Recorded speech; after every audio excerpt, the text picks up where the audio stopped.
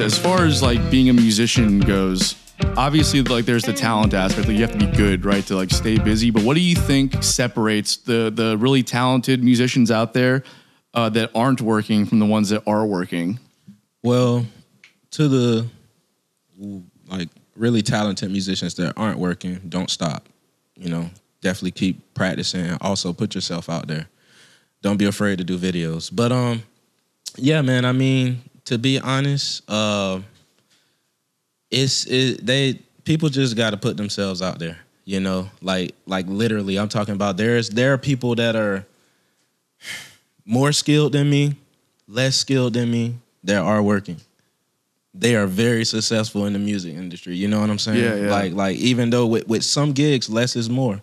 With some gigs, more is less, and you know how they feel about their music. Yeah, you gotta know? Gauge that on a gig by gig basis. You know, yeah. so it's really just putting yourself out there. You know, you like we were talking earlier about you being your biggest fan. You know, and believing in yourself more than others. You know, that's just what it has. It's cliche, but that's just what it is. Nobody is going to put it in your hands. You know, like totally. Seriously. Well, that's what we had Josue Cruz and Angel Garcia on from LPT a while back, and we were kind of talking about the same thing with them, where it's like you kind of do have to believe your own hype if you want people to believe the hype. Yeah. If you don't believe that what you're doing is like people coming to your show to support your band or whatever it is that you're doing, like first off, it costs them money. Yeah. Second off, more than anything else, it costs them time. Yeah. Like they're there spending their limited resource of time to like take in something that you've produced, right? You have to be like kind of so confident in what it is that you're producing that you feel like it's worth people spending their limited time on this earth consuming it. Right? If you don't believe that, nobody's gonna buy your shit or be on top of it or like buy the hype. You know what I mean? So, I mean, like, not to be, like, arrogant or confident, but you have to know that what you're doing is at least worth people listening to. Yeah, I mean, it's nothing wrong with being confident in yourself. Like, literally to the point of you saying, I'm the best.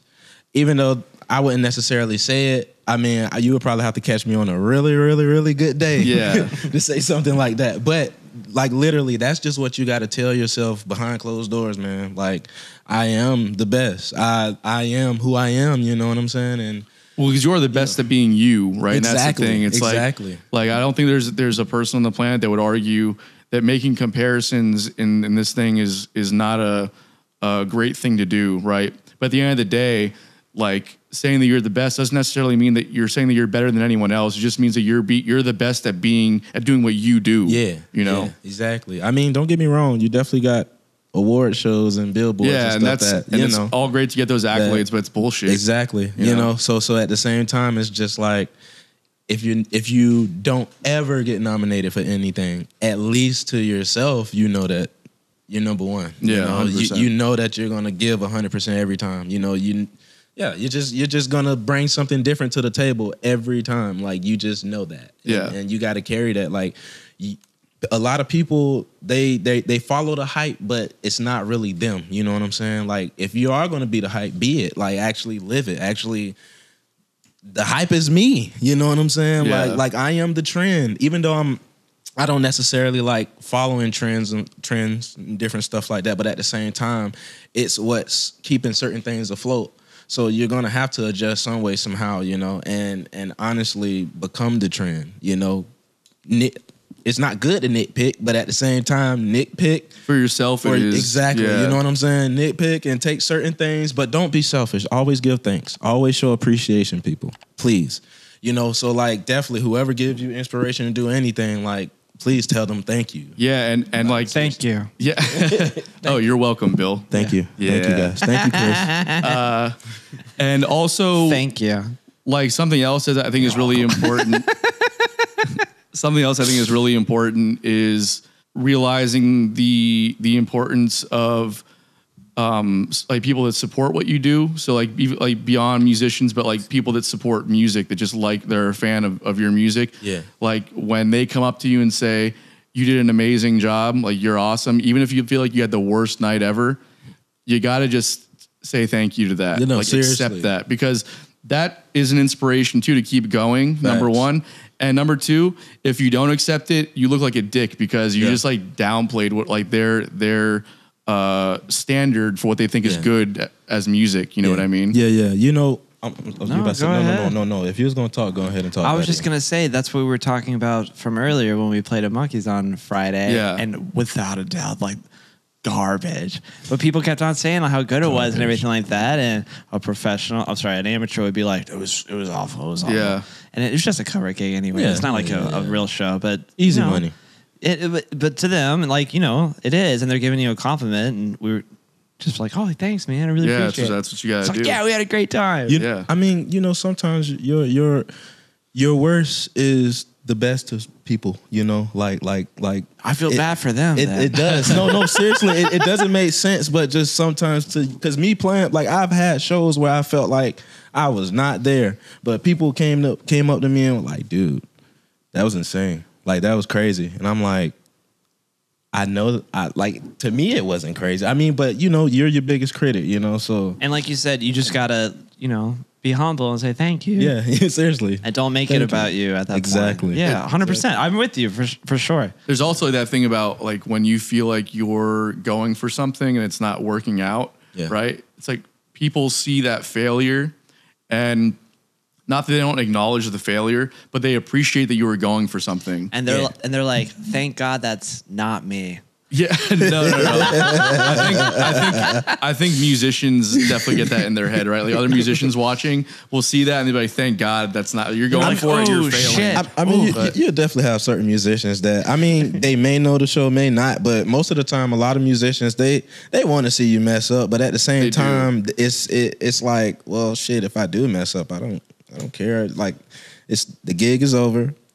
I have the next gig to, do what I need to do. Yeah, I had like a solo acoustic gig yesterday, and it was killing. Yeah, shut the fuck up. I got videos and everything. Oh it was boy, killing. Fuck my life. When was it? Oh my God, it was yesterday. Oh wow. Yeah, ABBQ. So you're snapping out of it? Well, yeah. All it took was 18 hours and he's out. Yeah, shit, you're not playing like crap too. Yeah, no, I had but there was a musician before Chris and my girlfriend got there to support. There was a musician that showed up that I respect a lot. Right, they just kind of showed up on a whim, and were there with their family and stuff, and they couldn't have picked like a worse gig to come see me at because like first off. Forgot that I had the gig, right? So I just like shoveled shit in my face for brunch, thinking I'm gonna go home and like pass out and like hang out with my girlfriend for the day. And I got home, look at my calendar, I'm like, fuck, I gotta be ABBQ right now. So I just like am in the worst mode to like go play a gig.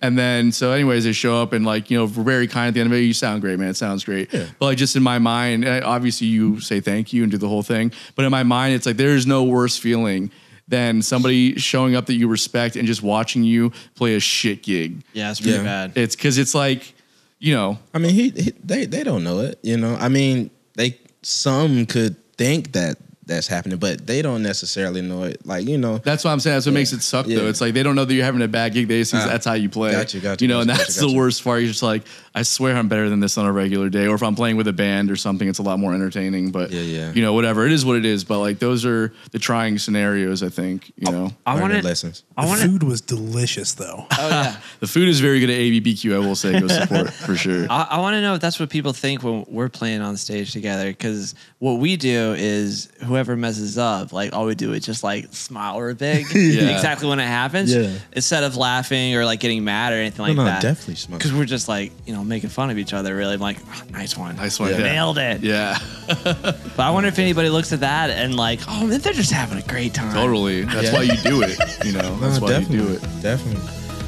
That shit's hilarious to me. I actually am genuinely laughing. Yeah, I know. So are you. Yeah, that does make it fun though for us of course, too. It's like it takes some of the pressure off. Yeah.